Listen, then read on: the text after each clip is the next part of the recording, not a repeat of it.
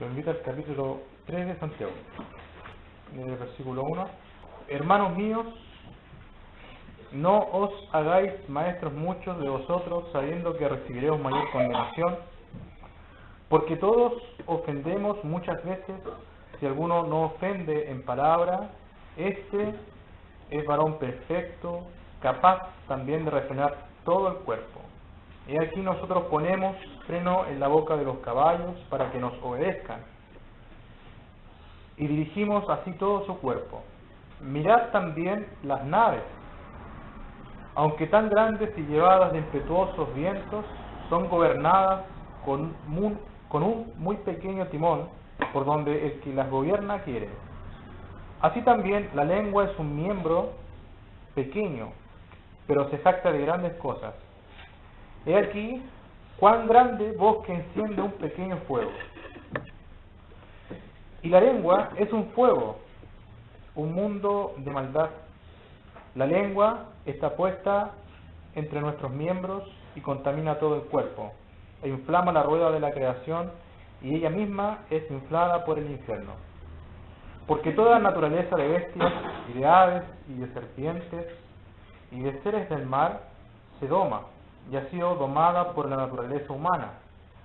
Pero ningún hombre puede domar la lengua, que es un mal que no puede ser refrenado, llena de veneno mortal. Con ella bendecimos al Dios y Padre, y con ella maldecimos a los hombres que están hechos a la semejanza de Dios. De una misma boca proceden bendición y maldición. Hermanos míos, esto no debe ser así. ¿Acaso alguna fuente hecha por una misma abertura agua dulce y amarga? Hermanos míos, ¿puede acaso la higuera producir aceitunas o la vid higos? Así también ninguna fuente puede dar agua salada y dulce. Versículo 13 dice: ¿quién es sabio y entendido entre vosotros? Muestre por la buena conducta sus obras en sabia mansedumbre.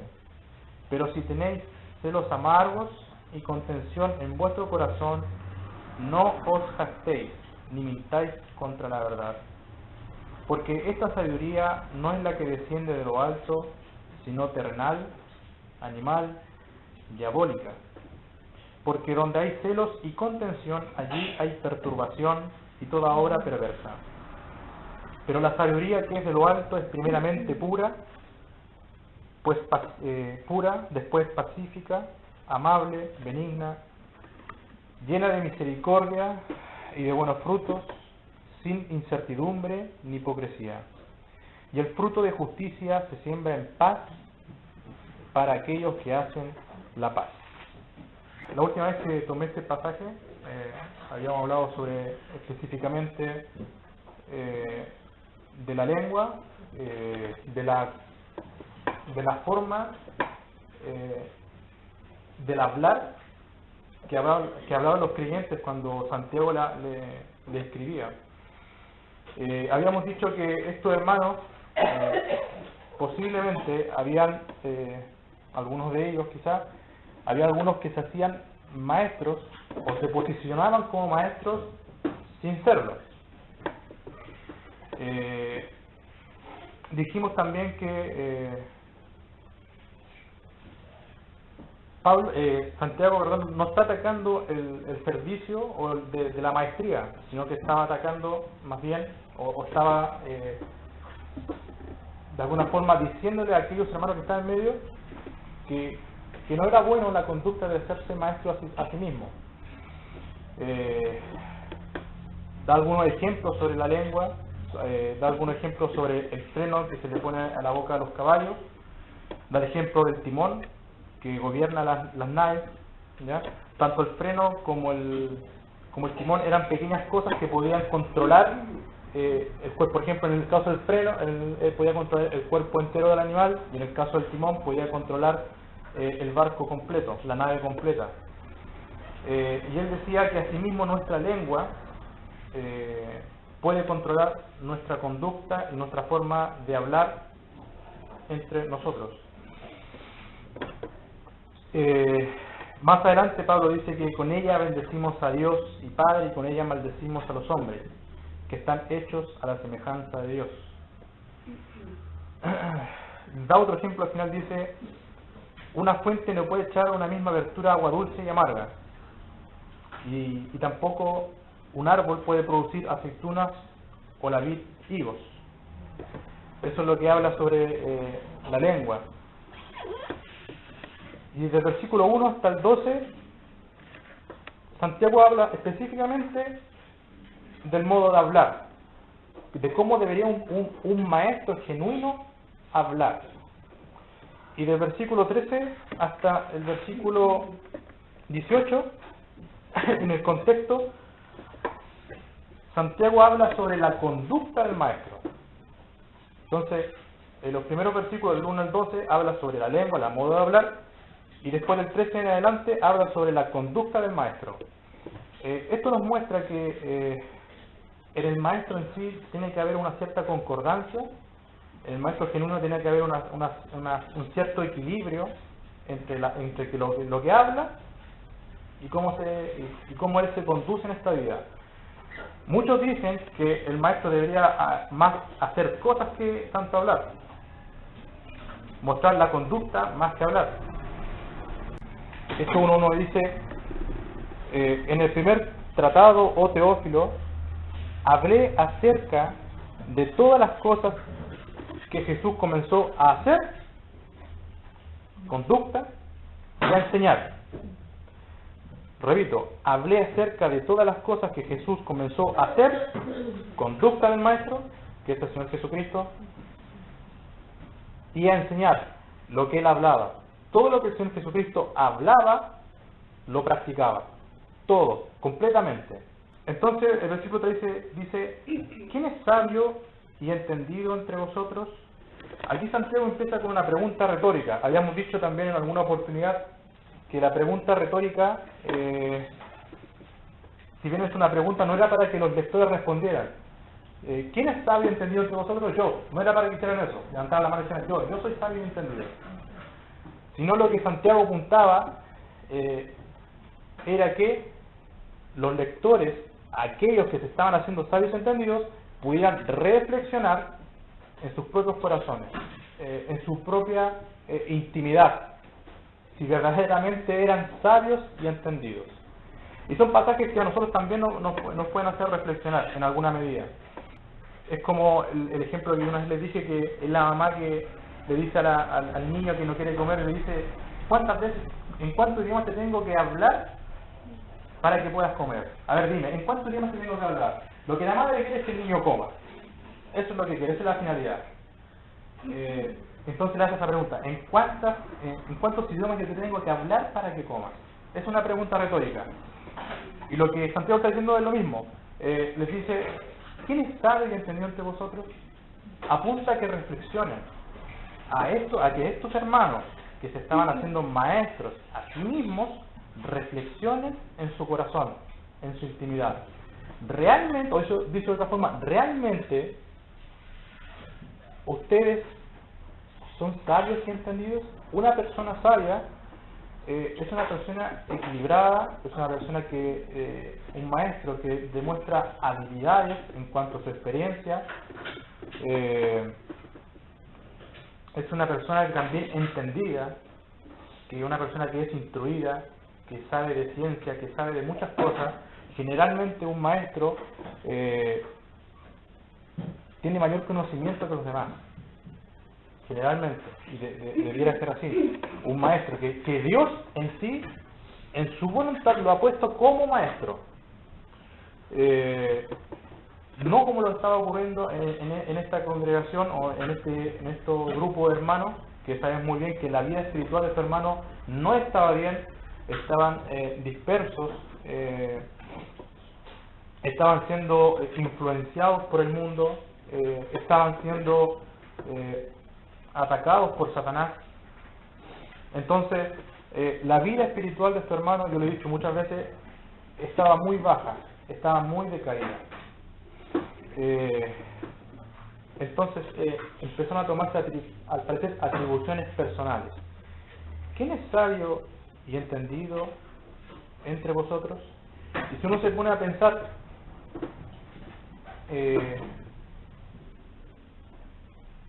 y lo pudiéramos llevar a nuestra vida personal y reflexionar cada uno en nuestros corazones, en alguna medida en nuestras vidas quizá ha habido orgullo en nuestros corazones.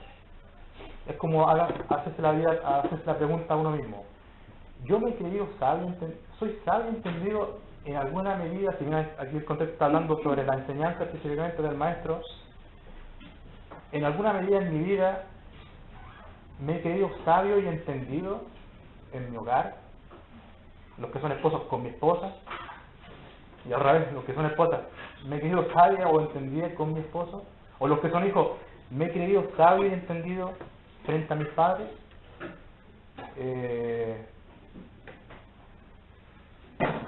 En el trabajo, en la sociedad, cómo yo he conducido mi corazón. El pueblo de Israel, lo que está afectando a nuestro hermano de hacerse a sí mismo sabio entendido, claramente apunta a un tema de jactancia, de orgullo personal. Bueno, ahí después lo va a decir. Afecta, me hace pensar que es una débil sensibilidad a comprender la voluntad de Dios, a lo que Dios ha dispuesto a la conformación de la iglesia. Dios ha puesto maestros, ha puesto pastores, Dios ha dado dones por medio del Espíritu Santo para que los creyentes puedan efectuar, puedan ejercitarse para la edificación de la iglesia. Pero es Dios, la voluntad de Dios. Y me hace pensar en la pobreza espiritual de este hermano, la sensibilidad de comprender el crecimiento en una iglesia. Y eso a la vez puede traer, no sé, una vida sin gozo, podríamos hablar, una vida sin paz. Por ejemplo, al pueblo de Israel, en el tema del servicio, tuvo una dura reprensión en Deuteronomio 28, versículo 15 dice: pero acontecerá, hablando sobre la desobediencia, ¿ya? Claramente lo que le pasó a estos hermanos que estaban dispersos, a los cuales Santiago le hablaba, es una desobediencia, es una perversidad nacida, criada en el corazón humano, y les pasaba a estos hermanos. Dice: pero acontecerá si no oyereis la voz de Jehová tu Dios, para procurar cumplir todos sus mandamientos y sus estatutos que yo te intimo hoy, que vendrán sobre ti todas estas maldiciones y te alcanzarán. Y aquí se empiezan a listar una cierta lista de maldiciones que iba a venir sobre el pueblo de Israel, pero por un solo hecho: desobediencia, que era lo que le pasaba a estos hermanos que le hablaba a Santiago. No estaban oyendo la voz de Dios esos hermanos, no escuchaban la voz. Y para nosotros es como si nosotros nos dijera, es como que si nosotros dejáramos la palabra, no escuchar la voz de Dios en su escritura. ¿Para qué? Para procurar no cumplir todos sus mandamientos y sus estatutos, o sea, su voluntad. ¿Qué pasó con este pueblo, con el pueblo de Israel? En el versículo 43 dice, lo voy a tomar del 43, dice: el extranjero que estará en medio de ti se elevará sobre ti muy alto, y tú descenderás muy bajo. Él te prestará a ti, y tú no le prestarás a él. Él será por cabeza, y tú serás por cola, y vendrán sobre ti todas estas maldiciones. Ya estaba terminando de hablarle, dice: y te perseguirán, y te alcanzarán hasta que perezcas, por cuanto no habrás atendido a la voz, nuevamente dice, no habrás atendido a la voz de Jehová tu Dios, para guardar sus mandamientos y sus estatutos que Él te mandó. Estos hermanos no habían atendido a la voz de Dios. Y es una alarma, una luz roja para nosotros mismos. No digo que la situación de los hermanos que están pasando aquí es la de nosotros ahora, sino que, como bien lo mismo Santiago los llamaba a una reflexión, también es muy bueno que nosotros mismos nos hagamos esa reflexión. ¿Cómo yo estoy atendiendo la voz de Dios en mi vida? ¿La estoy atendiendo? ¿Estoy escuchando la voz de Dios para cumplir sus mandamientos y sus mandatos? ¿Sus propósitos, sus decretos? ¿La estoy atendiendo realmente? ¿En qué medida? Quizás el orgullo, quizás el celo en estos hermanos provocaba una debilidad en el servicio, en el gozo. Lo dice el versículo después, dice, y serán por ti señal, estoy leyendo el versículo 46, y serán por ti por señal y por maravilla y en tu descendencia para siempre. Versículo 47 dice, por cuanto no serviste a Jehová tu Dios con alegría y con gozo de corazón por la abundancia de todas las cosas. Este es un versículo que para mí personalmente, en el caminar del creyente, del cristiano, se hace esta pregunta. En todo mi caminar, en mi congregación, en mi familia, ¿cómo ha sido mi servicio a Dios? ¿Ha sido con alegría? ¿Ha sido con gozo realmente? Quizás no soy maestro en una iglesia, tal vez no lo soy, pero a lo mejor yo soy como un padre enseñador en mi hogar. Quizás mis hijos me ven como un maestro para ellos. Si yo soy madre y me dicen, o quizás mis hijos me ven como una madre, una enseñadora, una maestra para ellos.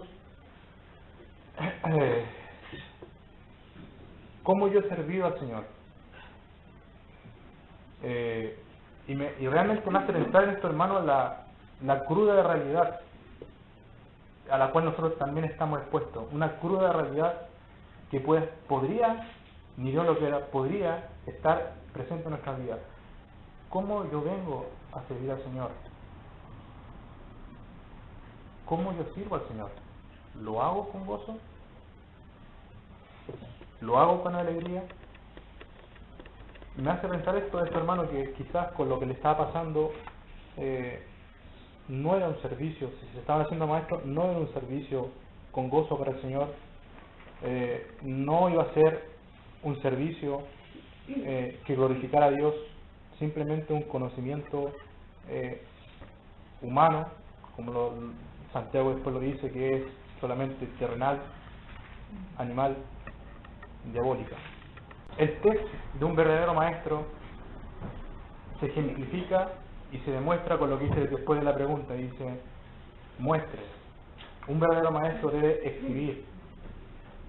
exhibir por la buena conducta sus obras en sabia mansedumbre. Muestre, exhiba, manifiesta. Conducta es una palabra que significa retorno. Cuando uno va por la carretera, a veces hay un cartelito que dice retorno y uno se devuelve a la ciudad a la que venía. Solo en el caso que se tenga que volver. La idea de esta palabra es que uno retorne varias veces, porque siempre como que nunca sale, retorne, siempre está retornando. La conducta habla de una manera de vivir constante. Un maestro se ejemplifica por eso.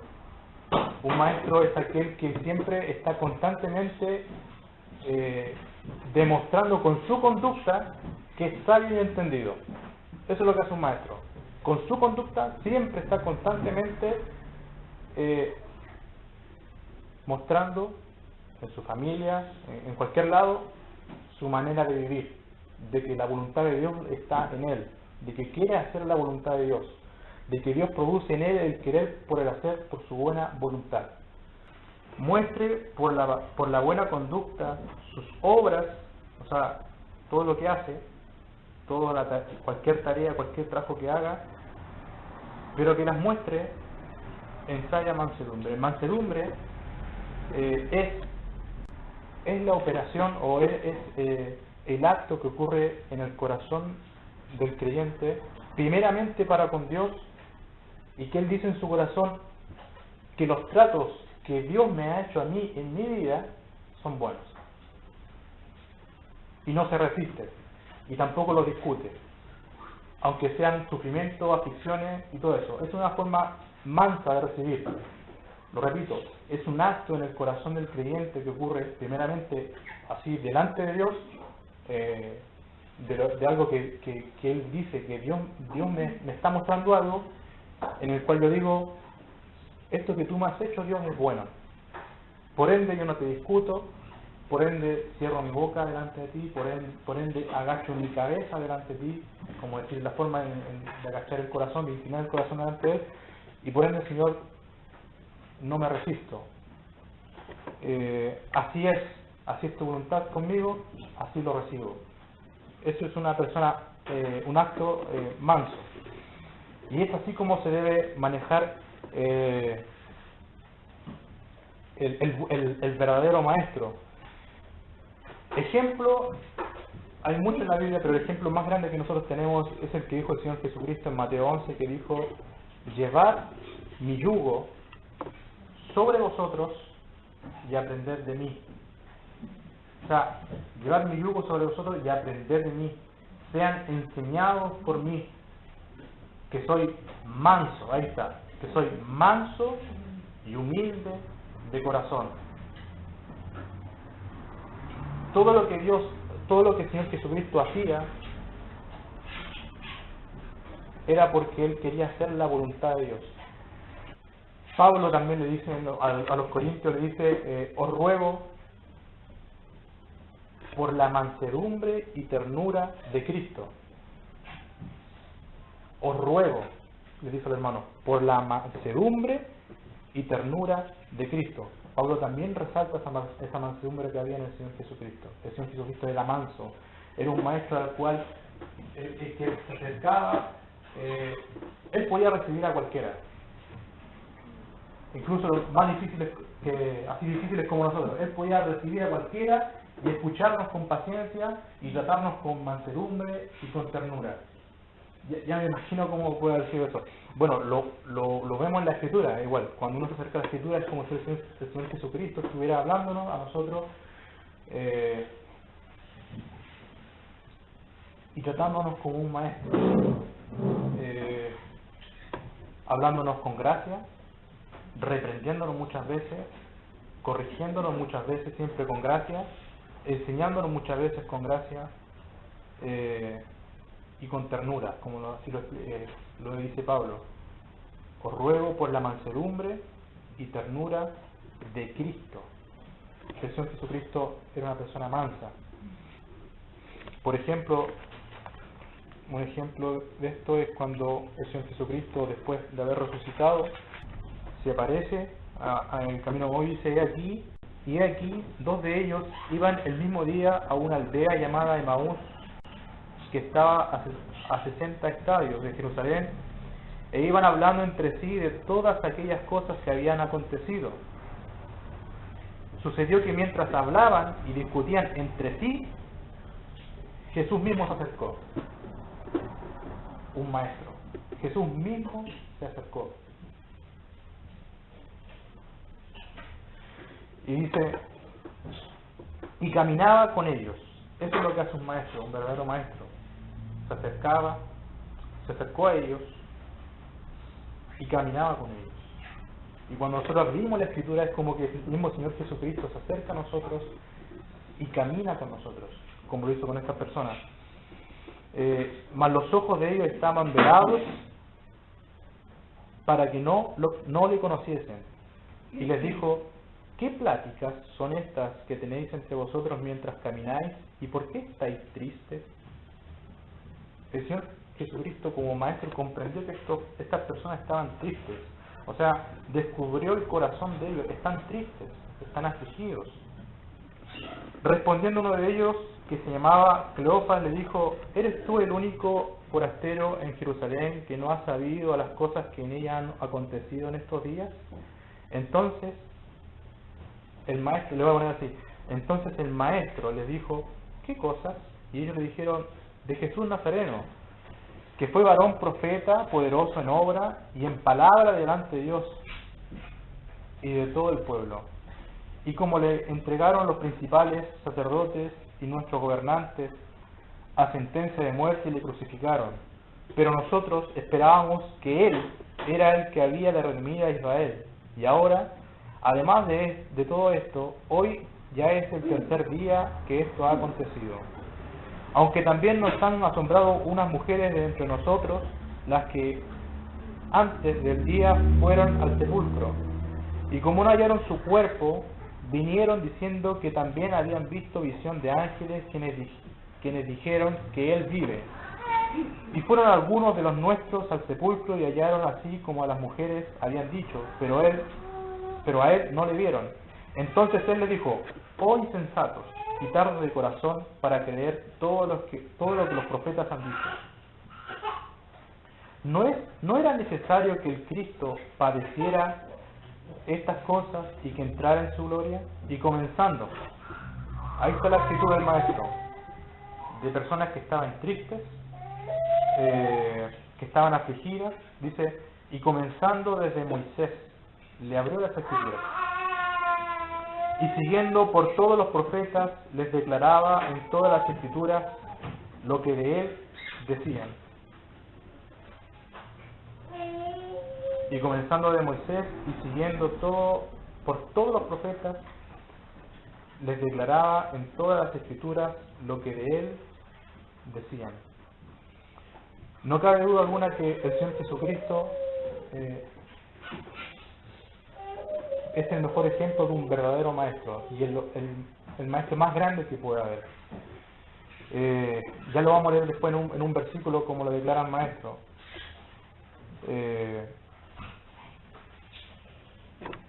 Pero sin duda alguna Él era manso. Él se interesaba en las personas, aún ya resucitado. Él actuó. Él se condujo de una manera sabia, de una manera entendida, y les enseñaba a estas personas.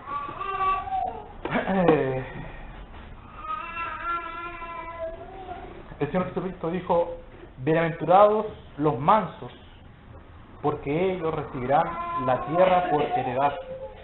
Eso también lo dijo el Señor Jesucristo.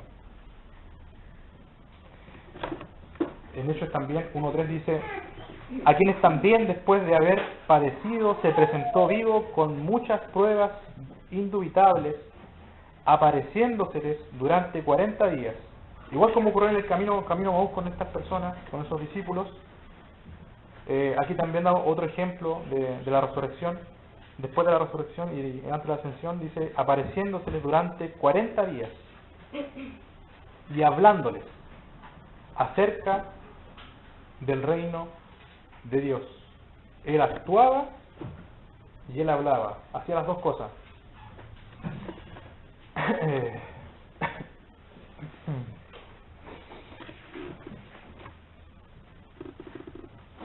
Versículo 14 dice de Santiago 3:14.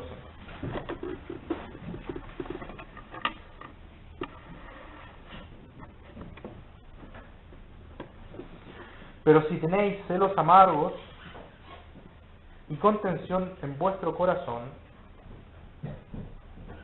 no os jactéis ni mintáis contra la verdad.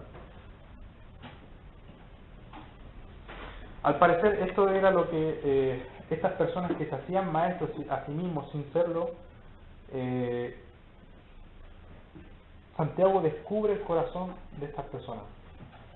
Por eso que es bueno también nosotros en alguna medida, si alguna vez llegamos a una condición así, o si tal vez a la luz de la Escritura vemos algo en nuestra vida, algo parecido así, siempre es bueno reflexionarlo y hablarlo con el Señor.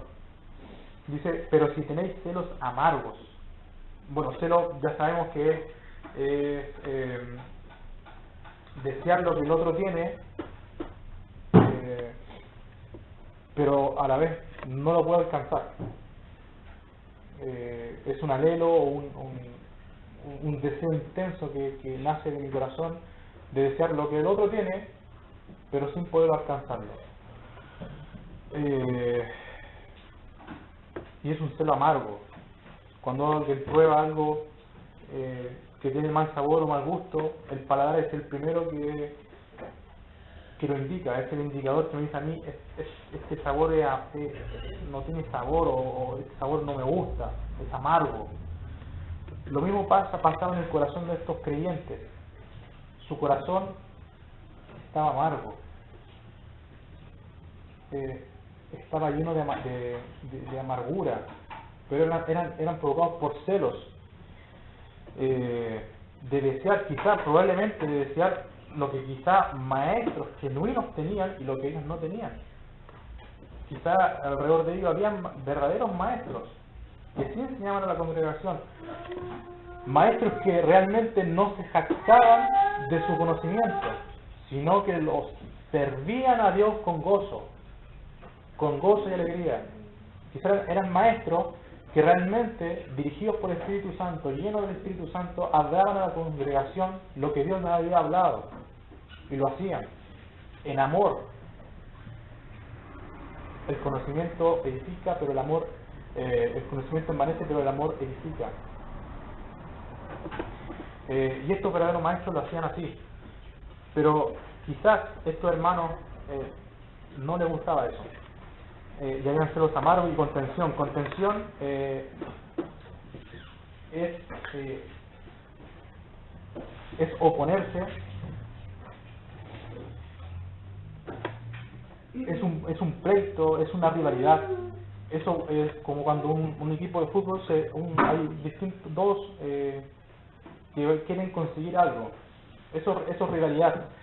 Es oponerse entre ellos para conseguir un mismo objetivo. En un equipo de fútbol el objetivo es lograr el triunfo, pero en ello había pleito, había riñas, en su corazón había rivalidad. O sea, imagínense el grado en el que estaban. Había rivalidad entre hermanos. O sea, eso ya es como, podríamos decir, eso es lo peor ya. No, ¿qué más podemos esperar? Y eso brotaba de nuestro corazón. El Señor Jesucristo dijo, bueno, estas contenciones y este celo amargo tarde o temprano se van a dejar ver en nuestra conducta. El Señor Jesucristo dijo, el hombre bueno del buen tesoro de su corazón saca lo bueno, y el hombre malo del mal tesoro de su corazón saca lo malo. En algún momento se va a dejar ver, quizá en este caso de tu hermano, se va a dejar ver ese celo amargo y esa contención que había en ellos. Y después dice, no os jactéis ni mintáis contra la verdad. Este no jactéis que le pasaba a tu hermano es lo que el Señor Jesucristo le enrostra a unos fariseos en Mateo 23. Dice, entonces habló, Mateo 23, versículo 1, dice, entonces habló Jesús a la gente y a sus discípulos diciendo, en la cátedra de Moisés se sientan los escribas y los fariseos.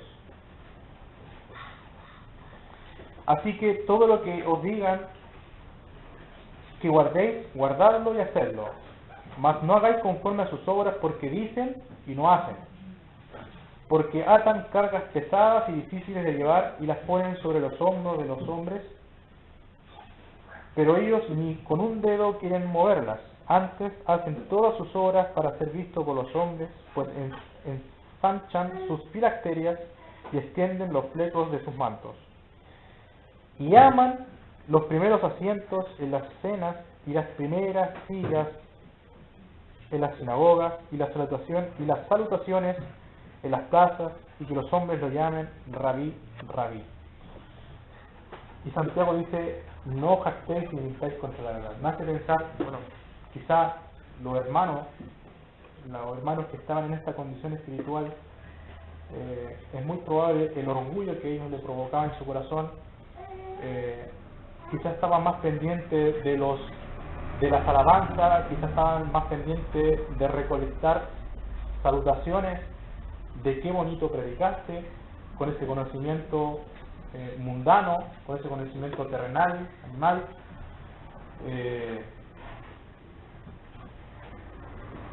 Todo parece indicar que la pobreza espiritual a la que ellos llevaban le hacía jactarse de esas cosas. Pero lo que decían estos fariseos, si bien no estaba condenando, está condenando el corazón de los fariseos que aman ser vistos por los otros, ser saludados, que los saluden en las plazas, que le digan rabí, rabí. Probablemente era esto lo que estos maestros que se hacían así maestros buscaban, se jactaban y mentían contra la verdad, mentían contra el verdadero caminar en el Evangelio, en humildad, como lo era el Señor Jesucristo. Pero dice en el versículo 8 de Mateo 23, dice: pero vosotros no queráis que os llamen rabí, porque uno es el vuestro maestro, el Cristo, y todos vosotros sois hermanos, y no llaméis Padre vuestro a nadie en la tierra, porque uno es vuestro Padre, el que está en los cielos. Y de nuevamente les dice: ni seáis llamados maestros, porque uno es vuestro maestro, el Cristo. Porque uno es vuestro maestro, el Cristo. Qué verdadera en sus palabras al decir: llevad mi yugo sobre vosotros y aprended de mí, que soy manso y humilde de corazón. Quizá es una pregunta con la que comienza ese versículo Santiago, en la cual podríamos reflexionar nosotros en nuestras vidas,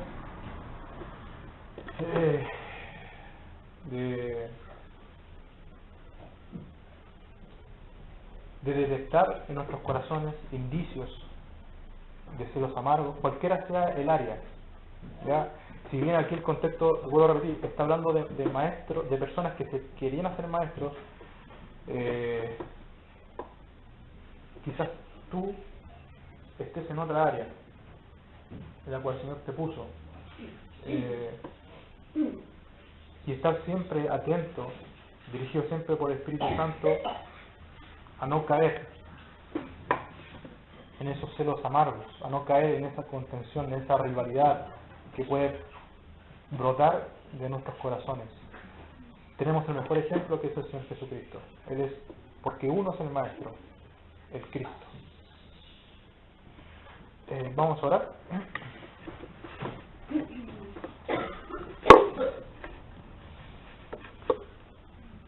Padre Celestial, te damos gracias, Señor, porque tenemos un Maestro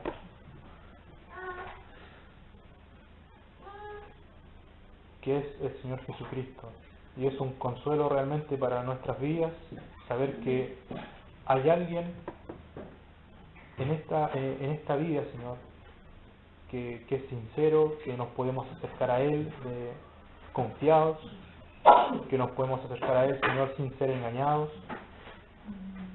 y ese es el Señor Jesucristo. También te damos gracias, Padre, por los maestros que existen, que tú has puesto por tu voluntad. Pedimos, Señor, que tú les des sabiduría, que tú les cuides, Señor, que tú les otorgues la mansedumbre, Señor, de conducirse en medio de tu pueblo.